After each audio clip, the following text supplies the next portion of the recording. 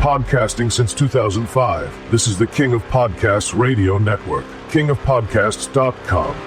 The outlook for wrestling in 2026 looks downright scary. Woo! Hey, this is the Nature Boy Ric Flair.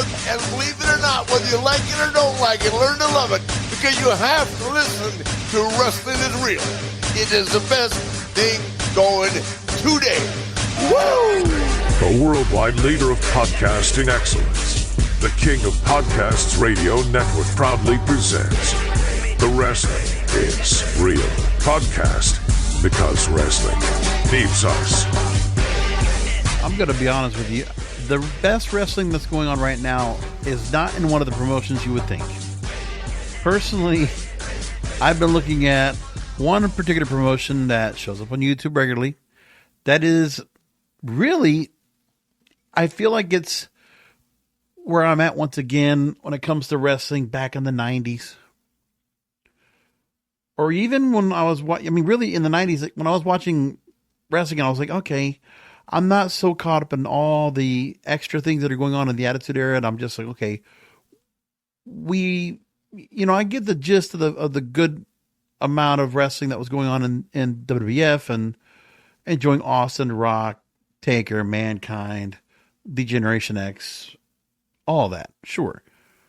And WCW going through lulls as they initiated the start of the Monday Night Wars and were starting to go ahead and make a downfall. That was 98 and then 99 and 2000 and then to 2001 to the end. So at the moment, I'll put it like this. When I look at the overall state of wrestling right now, WWE is struggling badly. They are making the mistakes that Kevin Nash would have made booking WCW when he had the Wolfpac, and then after the Wolfpac, and then the lead up into Vince Russo joining the company around this time in 1999, right? Because we have so many veteran stars at the very top, no room for new talent to go ahead and be made. You want to tell me that we have some people out there? I've talked about some of the names that I thought would be the future right now, the pillars that should be in the company. I did get a response back about that, and we're going to read that up on the air in just a moment. But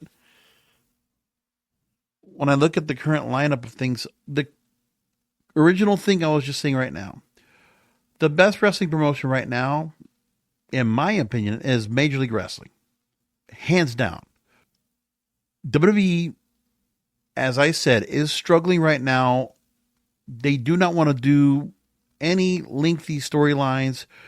They are playing it safe with the stars they have on top. They don't want to really take any chances on any stars that could fail if given that main event slot. AEW is doing a little bit better because they have less pay-per-views. But they're also playing it a bit safe too. Tony Khan's playing it safe as well. To take the risk on putting a star and doing some major storyline that's going to really shake things up. No one's willing to do that right now. But Major League Wrestling gives me a different feel because I get characters.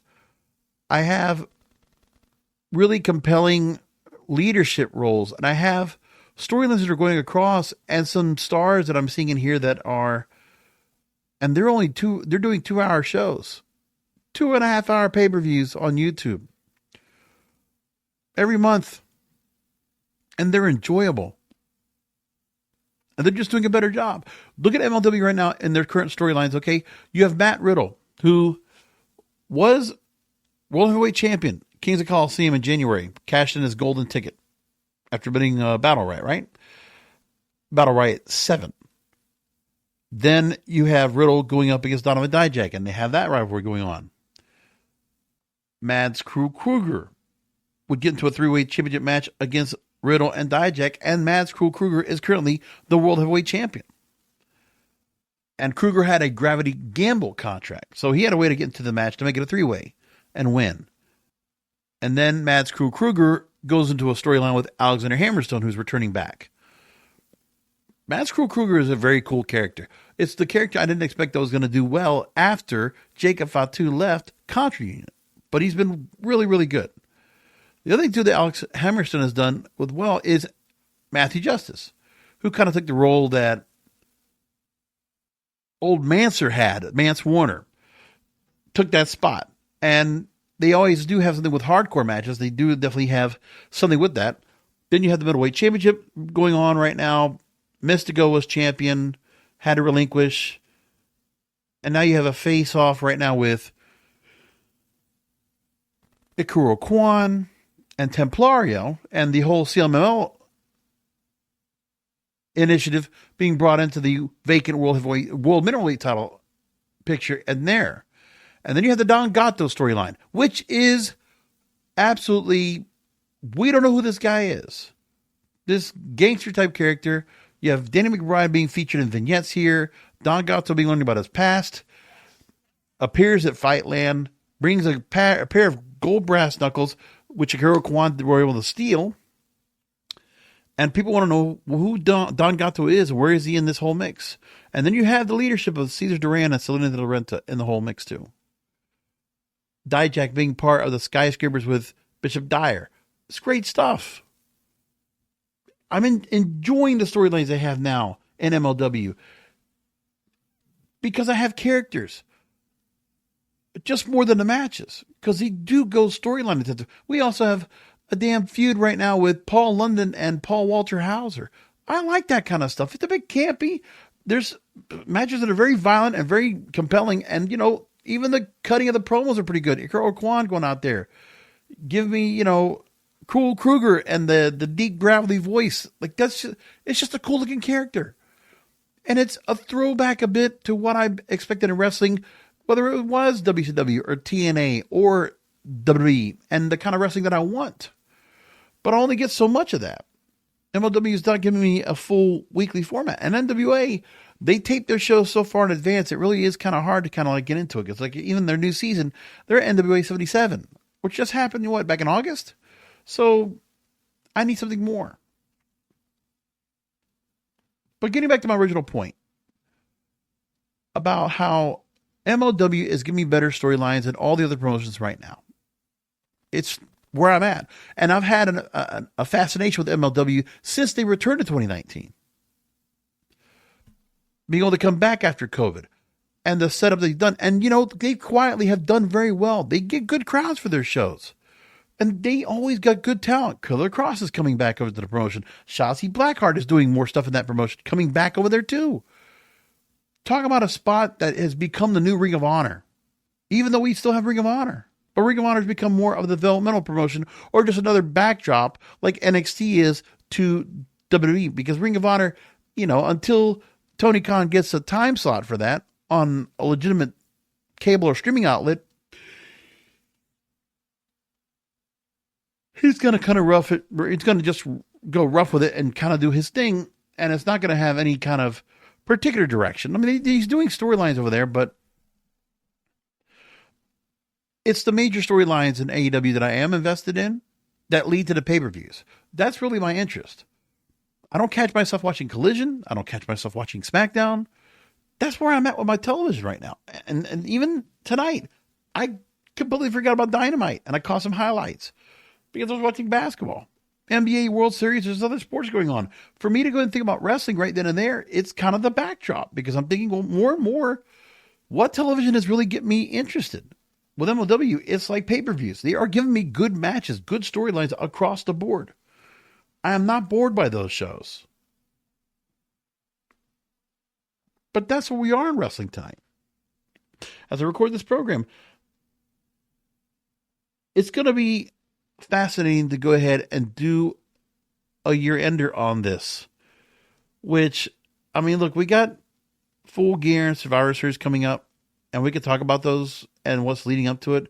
There's not much right now, but my commentary tonight is feeding off of the fact that WrestleMania 42 and the promo setup that was done with the shoes. Oh my goodness. So everybody's looking at different pairs of shoes walking. Like 4 different clips on social media. And then a poker chip with the word 2026 on it. And you can see there was one point where Paul Heyman's fat fingers are on camera with a Hall of Fame ring.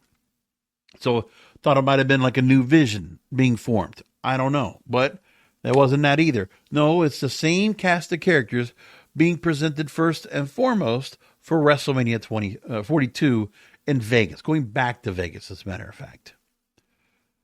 The Netflix era of WWE is disappointing. And it's not the fault of the wrestlers. Make that clear too. And it's not a fault of the matches. It's the structure, the storylines, and what they're being given to do. It's shit. It's uncompromising shit. It sucks. I have never been so detached from wrestling like I have been, because WWE is supposed to be the conduit that actually brings all wrestling fans together to where we go to the other alternatives or something else. But it's this kind of moment where, I mean, I'm fatigued by talking about the fandom, because I think the fandom's starting to catch on to this. They're not happy about this either, but they were all buying into it, man. The thing is like in sports. Okay, I was a long time Miami Hurricanes football fan, and I didn't even go to the school. But for college football, we had college football right down the street. We could go down to Miami, go to the Orange Bowl, and go watch games. And me and my brother had season tickets for those games. But the one thing we always kept doing was, oh, these stars we got coming in, new recruits, new people coming in, these, coaches that we've had around that were so smart and so agile and so erudite and, knowledge and wise and all this stuff. And these are champions. We've had, back-to-back national championships and all this other stuff going on. Well, not back-to-back, but you know what I'm saying. Every year, competing for national title, the best of the very best of the teams. And then every year in the 2000s, after 2001, we started getting, that's with the Ohio State game in 2002, the Rose Bowl game. Or was it a Fiesta Bowl? I forget. But 2004, 5, 6, going into the 2010s, it's just disappointment all over. But we were drinking the Kool-Aid back then. I would call it the orange and green Kool-Aid. At the start of the year, the hype is up. We're all excited about things. And then let down. And so I feel like the juvenile delusional fandom out there, you are being let down now. It's very clear. The Triple H that you thought in SummerSlam 2022 and what he was doing had a good start off. I mean, hell, even after Eric Bischoff was given, a leave of absence, and you got Kevin Nash being in the part of the booking committee with Kevin Sullivan and whoever others, right? And I'm saying to myself, all right, they had the Wolfpac. Let's get the NWO back up going again, okay? So the Bloodline was kind of what the NWO was. Kind of had that feeling like that. Roman Reigns was their Hulk Hogan. You could say Jey Uso was the Scott Hall. Kind of say Jimmy Uso's the Kevin Nash. Sami Zayn's the Six. I don't know. And then you could think Eric Bischoff was the Paul Heyman. It was like, okay, you had this group that was dominant and it was all around them. And listen, we all praised the Bloodline. But yeah, it was going to it didn't get old after a while. They decided to go and just start breaking things apart. When Roman Reigns drops the belt to Cody Rhodes, okay, they'll split off. Bloodline Civil War, right? All that kind of stuff going on. Great. Okay. And then we get to the point where Solo Sikoa takes over. So the Bloodline storyline that we remember, that's the turning point. And you can't put it back. And they try to put it back every time they want to. Let's reunite for Survivor Series. Let's reunite for something else. No. Because then you also turn Roman Reigns' face. So he's not the tribal chief that he was. The OTC, I hate that phrase. I've hated it the whole time. And he's not even around right now. But we're going to put him in Survivor Series somehow, some way. They're setting that up. I don't know what that's going to be. We got Saturday Night's Main Event coming up this weekend. And, do I feel like there's anything coming out of that that's going to be very exciting at all? I mean, we have World Heavyweight title. Right? CM Punk, Jey Uso will go after each other for the World Heavyweight title. That's this Saturday. And then you have another title match with Cody Rhodes against Drew McIntyre. By the way, this is on Peacock only, and they didn't give this kind of Saturday Night's Main Event all year on NBC. Why?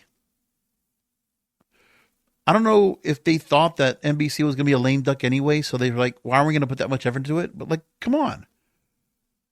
You got 4 title matches at Saturday Night's Main Event? Really? Huh. So the show's on Peacock, and you got 4 title matches. We haven't had that on a pay-per-view in a while. So all of a sudden we have this? See, I mean, Crown Jewel Perth was weak compared to this.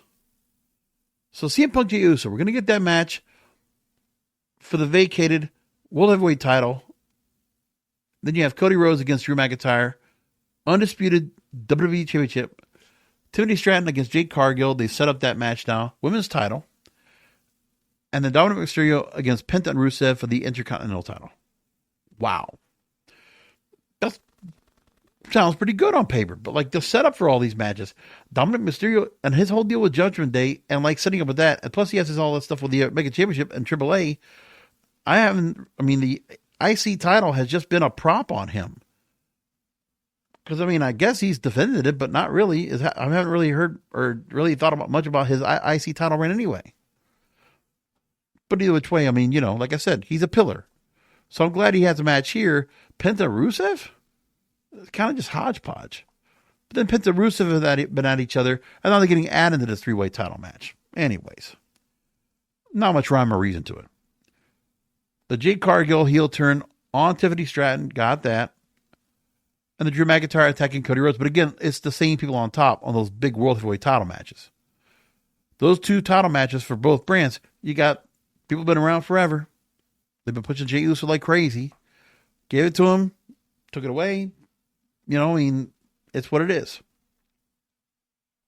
To let Jey Uso win the title again, just to go ahead and drop. No. CM Punk hasn't won that belt yet. He did, but then he lost it, right? The cash in. So let's just go with it now. Okay, CM Punk, he wins. After all this time coming back, just before Survivor Series, going into his 2nd year, coming back to the company, returning. Now he gets to be champion again.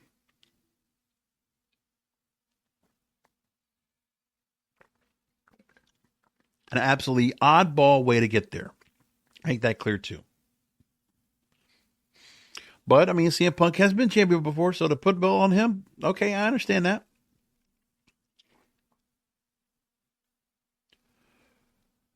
So that's your match. That's your setup for matches. Okay, we'll probably do a post show for that. I think I'm going to catch a movie that night, but either which way, I will do a post show that night, and we'll talk about it. I'm sure there's some other things that'll be brought up as I record that night, so we'll see what happens.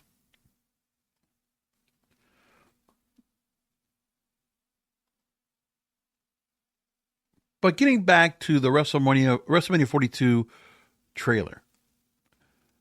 Okay, and then you see the promo for it, and it's like, all right, as we look at the names that are all across the board for this WrestleMania promotion and who they decided to go and put on there, let's get into that now. You see Cody Rhodes, Roman Reigns, Triple H, Paul Heyman, Brock Lesnar, CM Punk. You could have put these same names 5 years ago. Same thing. These are all made stars that have been around and have had decades of notoriety. Except for Paul Heyman, all former world champions. I was like, okay, here we go. And this is what they're going to promote for Vegas. These guys are on a poker table. The most uncreative promo for Vegas I've ever seen in my life.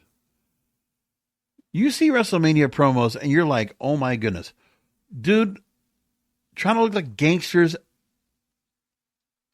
at a craps table doesn't do it for me. Okay? But here we are.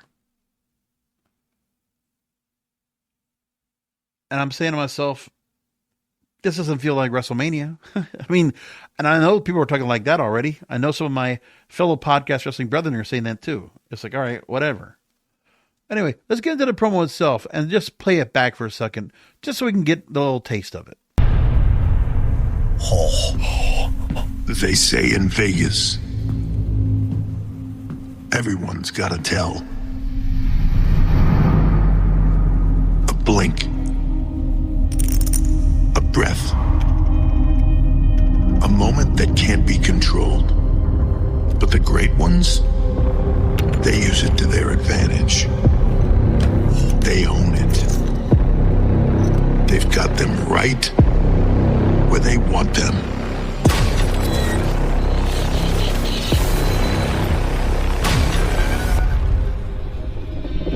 The rest, Michael Cole, just haven't figured it out yet. Horrible.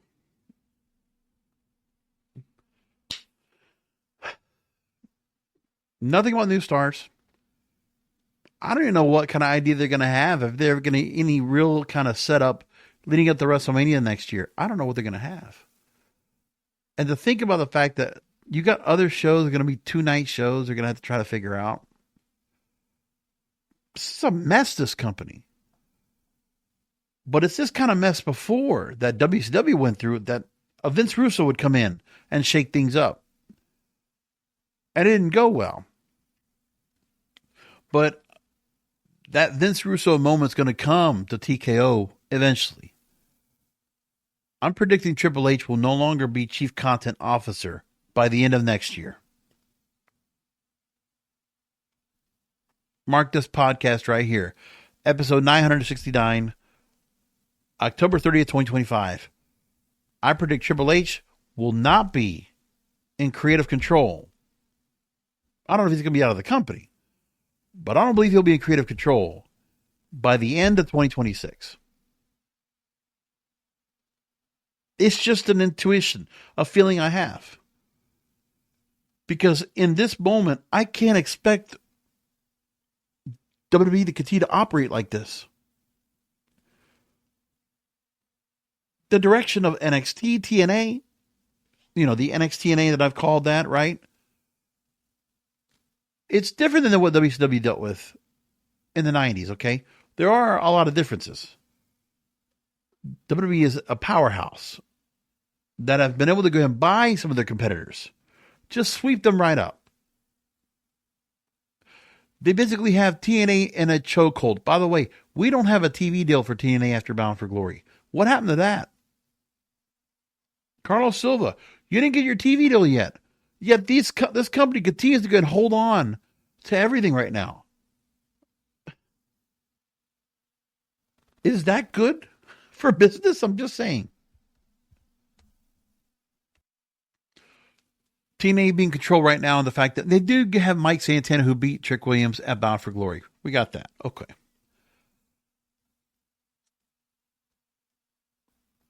Leon Slater, who was with NXT at one point, is your current NXT. This will be your X Division champion. Hardys are your World Tag Team champions. And currently, Keilani Jordan is still Knockouts champion. So, the stranglehold that WWE and NXT have over TNA is still there. Well after Bound for Glory. Make that clear. And then AAA, Dominic Mysterio right now is your AAA Mega Champion. Flamer is fortunately still champion right now, 809 days. It'll take some time. Laredo Kid now is Cruiserweight Champion, who of course worked over in WWE. And is he still there with him, I guess? I'm not sure.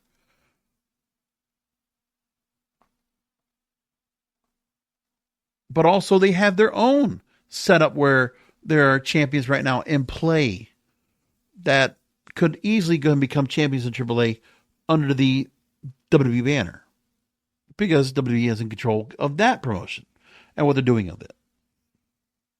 By the way, no TV deal for them yet either, since they were bought at WrestleMania. Keep that in mind too.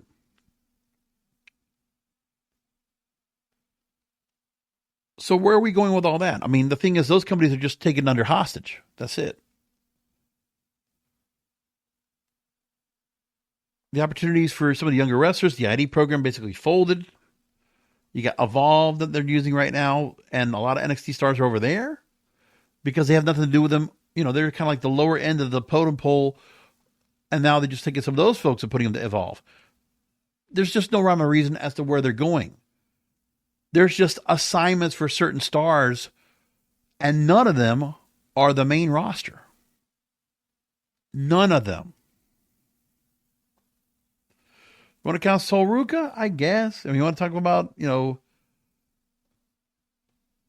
if you have some favoritism, Stephanie Bakir has a lot of favoritism right now, which is where she's at right now as a women's champion, women's world champion.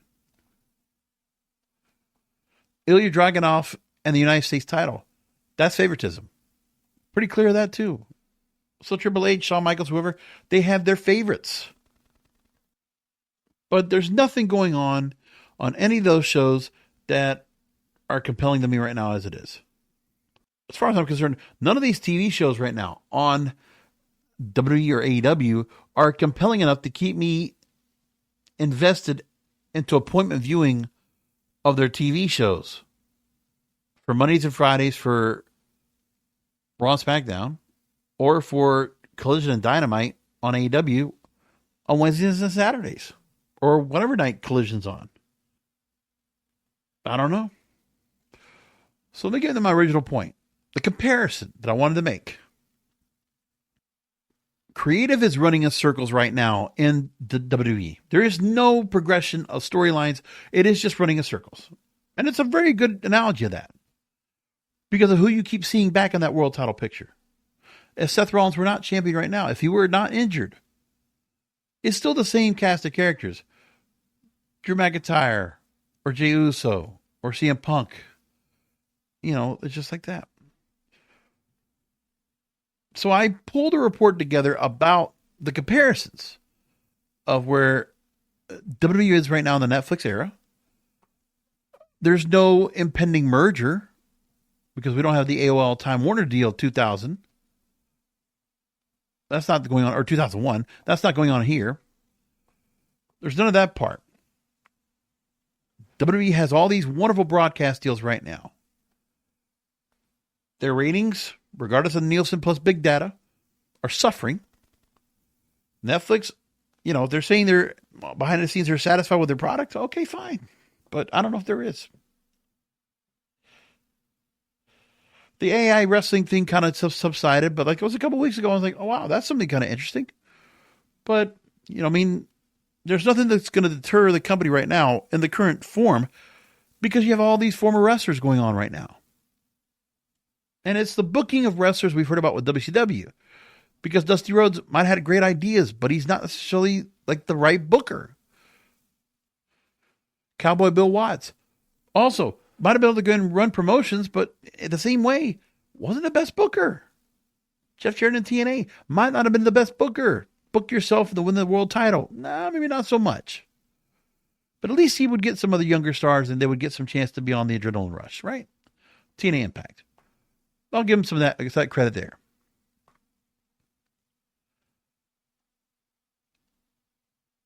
So, 1998, you had the New World Order storyline that started going back into, what was it, July of 1996. And then we move forward by 1998. Then you have the split between NWO Hollywood, or the Black and White, and NWO Wolfpac.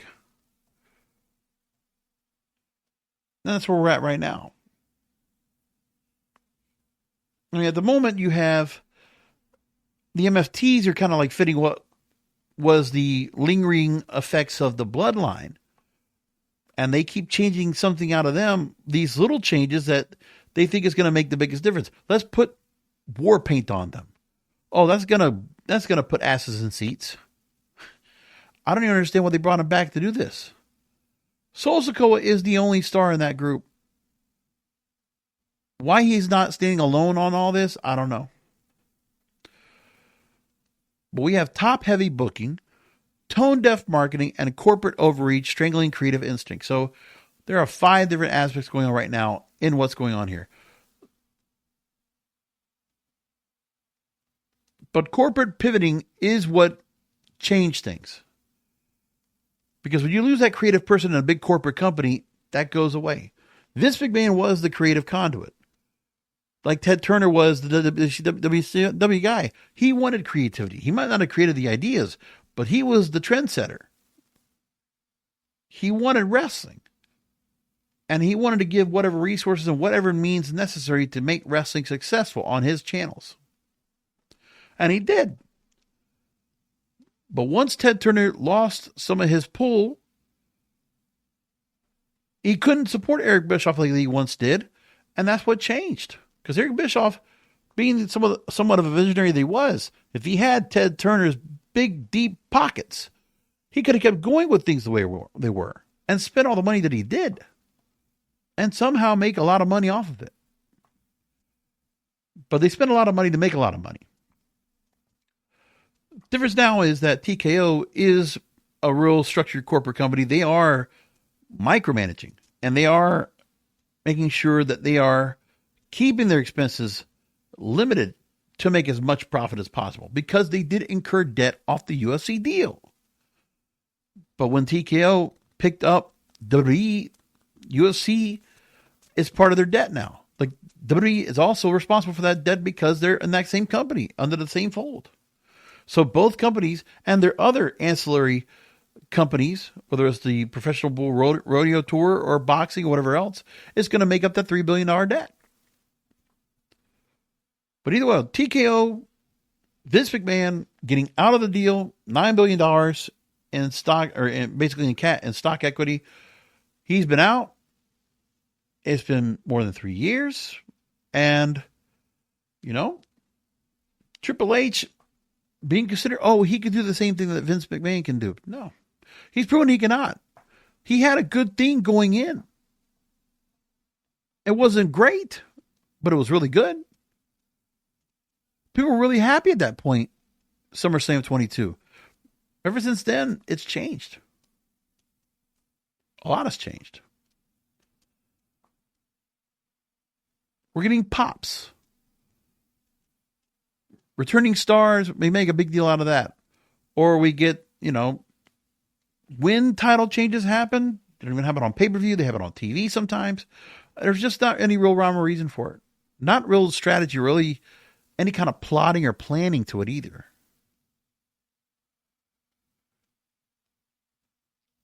So in the same way where Vince McMahon is no longer involved, he's out of that whole area of having any creative control. Eric Bischoff would not have any more creative control. He was out. The creative power vacuum would go to Kevin Nash and a booking committee, a group of wrestlers protecting their own positions rather than companies' long-term health. Now, Triple H, at least, is not an active wrestler. There's a difference there. But Triple H and Kevin Nash, they're still that same clique, still the same mindset, same idea on wrestlers. I never hear Kevin Nash really question a lot of Triple H's booking in the first place, or probably Paul Heyman's booking for that matter. But both eras showcase the same fatal corporate mindset. When profit metrics dictate the product, creativity withers. But that's in corporate in general. Profit metrics, if they dictate the product, creativity gets crippled and it will wither and probably go away. So at the moment right now, the Netflix era, who are the stars? Cody Rhodes, Seth Rollins, John Cena returning for a retirement tour. And by the way, an afterthought. He's not even wrestling on this Saturday Night's Main Event. He will in the next one. But, is there any kind of plans for him at all? Nothing really. Kind of just there. His match with Brock Lesnar, forgettable. AJ Styles, yeah, it's great. It's a one-time moment. With no real significance that led to anything for those guys. They're just, having basically just a tribute match. A great match that stands alone, but means nothing in the context of storytelling to anything else. It takes a spot from some of the other stars that could have been there. But they have earned the right to have that spot. the company's still making money, hand over foot. They're still selling out shows. They're still making a whole lot of money on merch.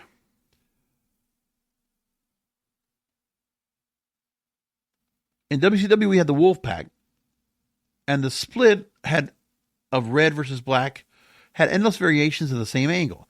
Betrayals, swerves, power plays, recycled. Hogan, Nash, and company always on the spotlight still, even during the Wolfpac phase. In that way, I feel like CM Punk, Seth Rollins, Cody Rhodes are also in that same kind of respect. It's just a different setup. The younger talent that you had underneath Hogan, Nash, Hall, and the rest. Chris Jericho, Eddie Guerrero, Booker T. They were out there. And who are the guys that are kind of like in that same Chris Jericho, Eddie Guerrero, Booker T kind of feel right now? I would say LA Knight. I'd say Braun Breaker. I probably put Dominic Mysterio right there. Probably put Sami Zayn or the Usos in that category. It's kind of like where they are. But even Jey Uso now and the Usos themselves have been in that top spot in the NWO, like in the Bloodline comparison to NWO. But where we're at right now, WCW forgot how to make new stars. And they had stars that would come across the board, right? You know, I mean, you brought in ECW stars like Raven. And you brought in, talent that just never really got the chance to go and showcase themselves at all. A lot of great cruiserweights over there. NXT says it's the developmental pipeline, but it's not. So you have Braun Breaker. I mean, you gave him the IC title, and then he's been in this whole vision thing right now. And at the moment, he's still not looking at a title match yet. He's still on the outside looking in. Him and Bronson Reed. Ilya Dragunov, they gave him the open challenge. Some random match with Sami Zayn, and he won. I mean, it was a long match, but there was no setup to it. Ilya Dragunov comes back from injury and instantly just becomes a U.S. champion, just like that. Okay. Carmelo Hayes, such hype when he came out of NXT, and they gave him a little bit of time, dropped him right into the mid-card, way down in the mid-card, where he's dealing with The Miz on a regular basis.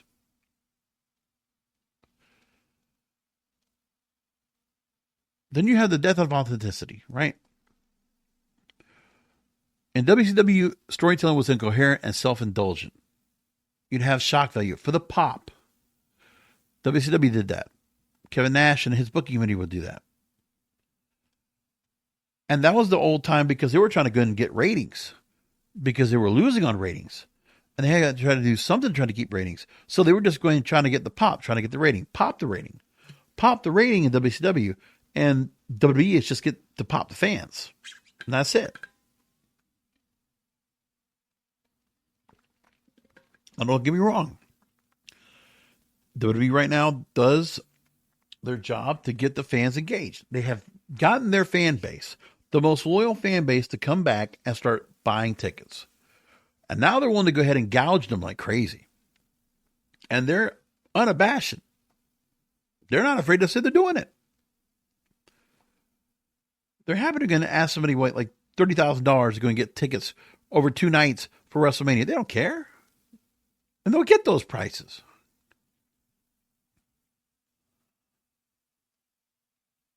Now, creative decisions in WWE right now, currently, they're not to tell compelling stories. They're making moments rather than organic emotion.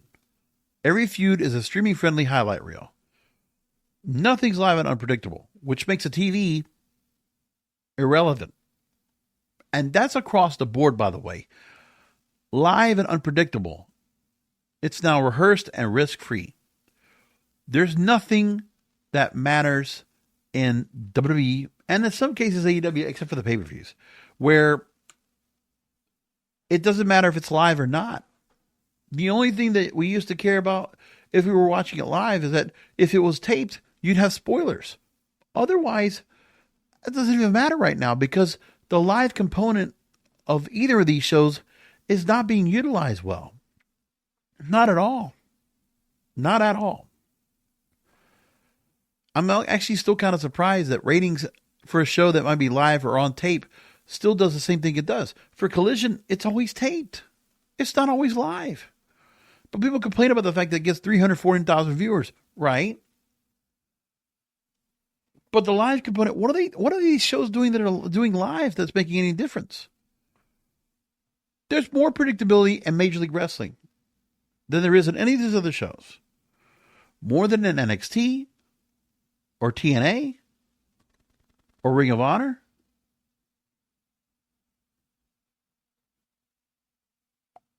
Or AAA or WWE or AEW. I'm saying it like that. It's just as simple as that. Fans are being given days to decode Easter eggs, but then the reveal is revolving around the same megastars. And they love to do Easter eggs. So it's just enough to keep people kind of compelled. Oh, look at this. It's just for social media. If it's Disco Inferno, he thinks that's the best thing ever. Oh, that's really monetizing. But it's delusional thinking because you're not trying to go ahead and placate or satisfy your TV broadcasters. You're just taking their money. And these broadcasters, in the infancy of their deals, this honeymoon period, they're getting hornswoggled. They're getting swindled right now. They're not getting anything out of this deal right now at all. Live and unpredictable should be what these programs are getting, but they're not. Raw and SmackDown, both live shows. Lots of airtime. Nothing live or predictable whatsoever. You could just put this in the can, and you'd probably be better off.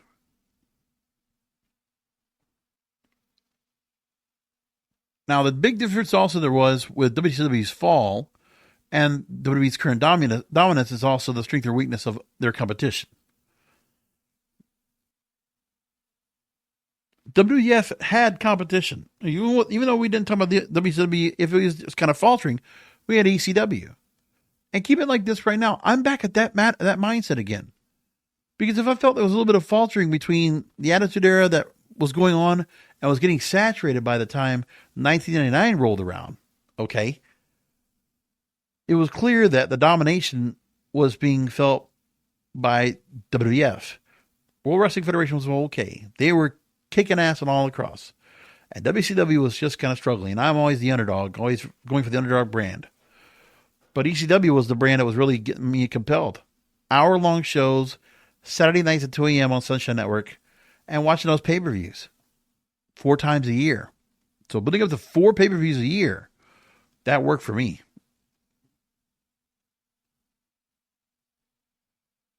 I kind of talked about the fact that if you have less TV time, you're doing better. Because for WWE right now, yeah, they are struggling because they have to go and fill so many hours. And they don't have the ability to go ahead and put anything good out there.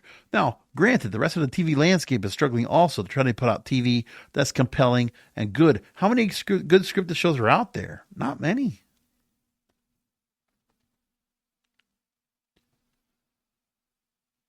So WWE has current rivals, AEW with Ring of Honor and MLW and NWA.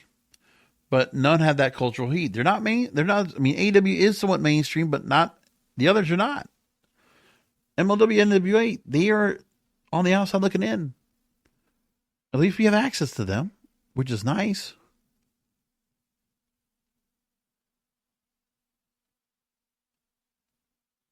NWA, niche nostalgia appeal, little mainstream pull, and also they've had some of the same stars that have been around for a long time, and like they have some young stars.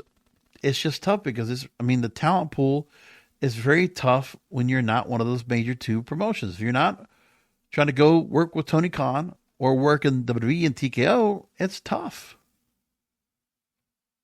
Those are the 2 places to be right now. But, there's only so much money that NWA and MLW can do. MLW, obviously, for a smaller promotion, Court Bauer and the folks there, they're doing a pretty good job. Krista Joseph being over there, the Lucha Underground type kind of team doing stuff over there too. It's working pretty good. I enjoy it a lot.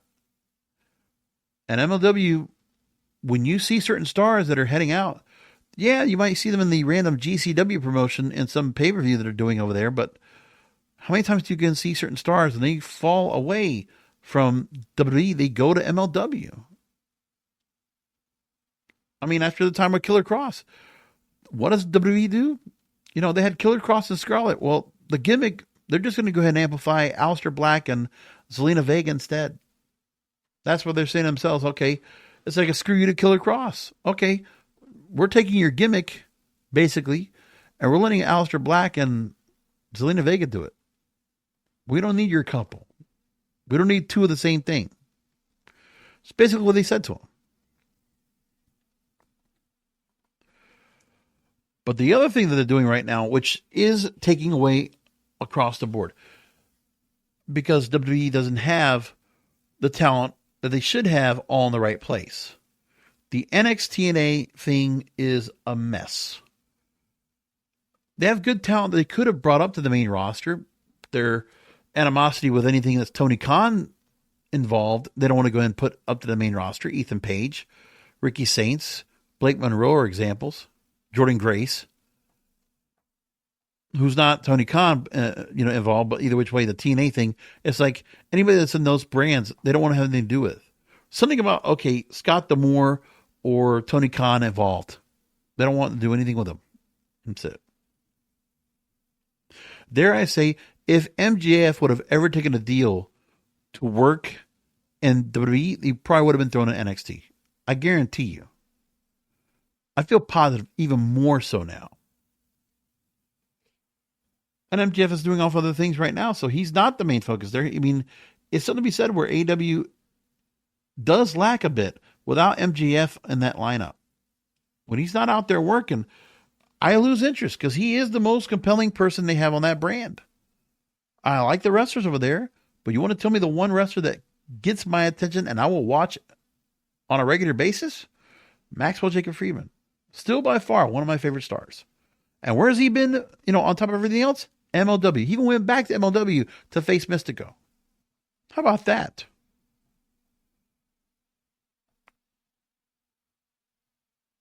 But history is repeating itself right now with WWE, okay? They're not any breaking point. We know that. The company is as strong as ever. But creatively running on fumes, in circles, and dare I see if Netflix and USA and ESPN start realizing that they've been sold a bag of goods that is not really doing enough. That the Kool-Aid they've been drinking doesn't taste good anymore. There's not any growth from this. And dare I say there might not be any growth as a result of this. We don't know. But under this corporate deal, we need new creativity. They will make a change. Will it be the right decision? I couldn't tell you. But I think there's going to be some fatigue where Triple H will not be there at the end of 2026. I predict that right now. And I'm not going to be surprised if that prediction comes true. So I did get one email in particular that was a long one that I wanted to get into, and I'll talk about that in just a moment. I know I've been holding off on it. I want to just take a few things that came off from the YouTube feed that was brought up and bring those to the forefront, because I should say that real quick. Actually, I already did those, so never mind. I did this on the post show for Wrestle Dream. Either which way, we'll get back to this. Let me get into this story from Antonio Garcia, who wrote me. He specifically wanted to go ahead and bring up my discussion on the 4 pillars of WWE from last week. And he writes, I've been listening to your Wrestling Gazoo podcast for the past 5 years, felt compelled to write on the subject of the 4 pillars. For the most part, I think you are onto something, but with a few further ideas. He says, when it comes to Braun Breaker, I agree he should embrace Scott Steiner as mentor and drop Paul Heyman and break off with Bronson Reed. He should embrace his Steiner background and reject anything and everyone that made him anything other than a Steiner. So he should be the embodiment of the audience anger with creative. And not only have a volatile relationship with Paul Heyman, but also with Triple H himself. When it comes to character development, Scott Steiner should be the only voice he's willing to listen to. Scott has radicalized himself to Steiner clan.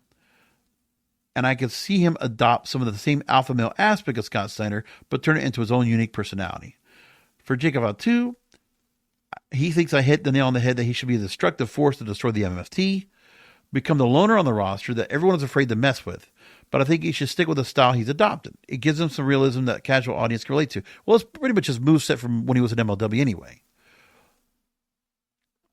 Do I need a, not what I mean, kind of like the Bay Area talk? No, not necessarily.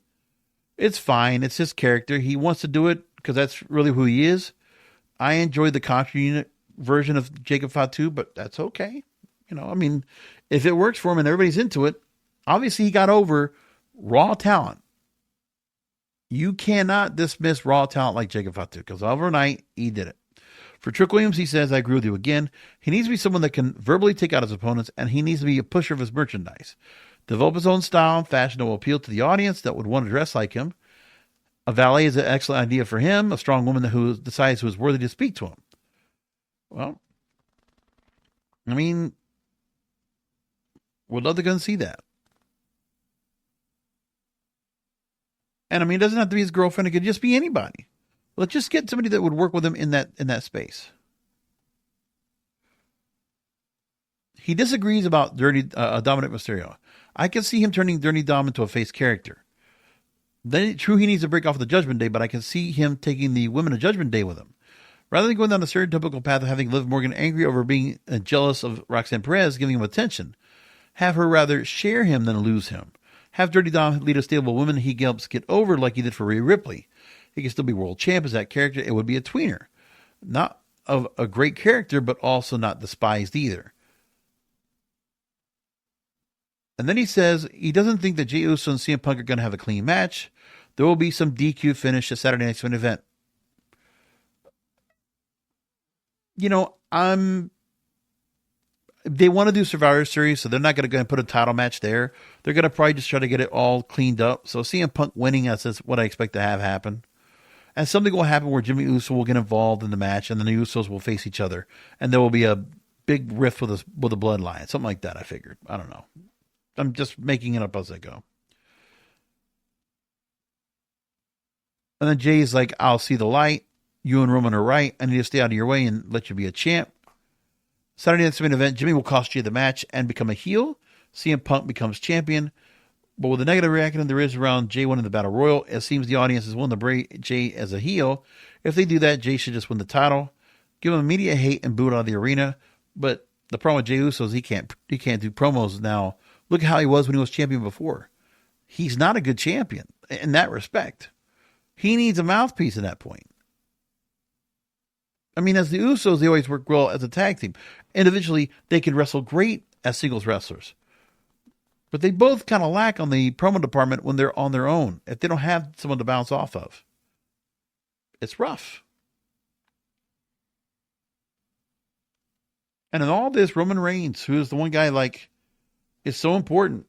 He's not involved in any of this. They were originally going to have the plan for Rollins and Reigns, which is okay, fine. But we could have done that 2 years ago. I don't care if CM Punk came back or not. We should have had that feud. We never got it. So easy to do. But they chose not to. Well, their choice. Quickly give predictions real quick. Just some quick predictions of what I think will be happening at Saturday Night's main event coming up this weekend. I'll say, going along with Antonio here, yeah, CM Punk will be World Heavyweight Champion. Cody Rhodes will retain over Drew McIntyre. And I expect retaining for Tiffany Stratton and Dominic Mysterio for the Women's Championship and the IC title, respectively. That's just how it's going to work. But we will talk after Saturday night's main event right here on the Wrestling Tour Podcast because wrestling needs us.